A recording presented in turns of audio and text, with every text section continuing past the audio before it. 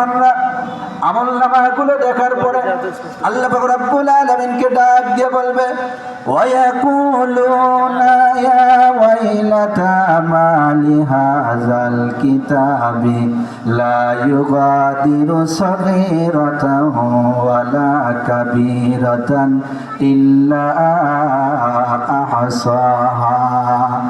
গুনাহগাররা এই সমস্ত আমলনামা এবং রেকর্ড যখন দেখবে তার সমস্ত জীবনের অপকর্মগুলো এই রেকর্ড নামার মধ্যে, রেজিস্টারের মধ্যে, আমলনামার মধ্যে তুলে ধরা হয়েছে। ফেরেশতারা রেকর্ড করে আল্লাহর সামনে উপস্থাপন করবে। আল্লাহ পাক রব্বুল আলামিন বান্দা বান্দিকে এগুলো দেখাবে।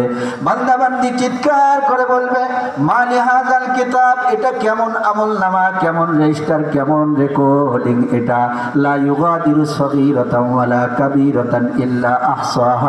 আমার জীবনের কোন বড় কাজও এগুলো বাদ দেয় নাই, কোন ছোট কাজ কর্ম এটা বাদ দেয় নাই, সবগুলো এখানে সংরক্ষণ করা হয়েছে। ওয়াজাদু মা আমিলু হাদিরা, তারা পৃথিবীর বুকে যখন যেটায় যে কাজটা করেছে, যে কথা বলেছে, যে কর্ম করেছে, সবগুলো নিজের আমলনামার মধ্যে তারা বিদ্যমান আর উপস্থিত দেখতে পাবে। জোরে জোরে বলেন সুবহানাল্লাহ। আমার বন্ধুগণ, এজন্য বিশ্বনবী বলেন, বুখারী শরীফের হাদিস, পৃথিবীর মধ্যে ইলমে হাদিসের জগতে সবচেয়ে বিশুদ্ধতম কিতাব সহিহ বুখারী।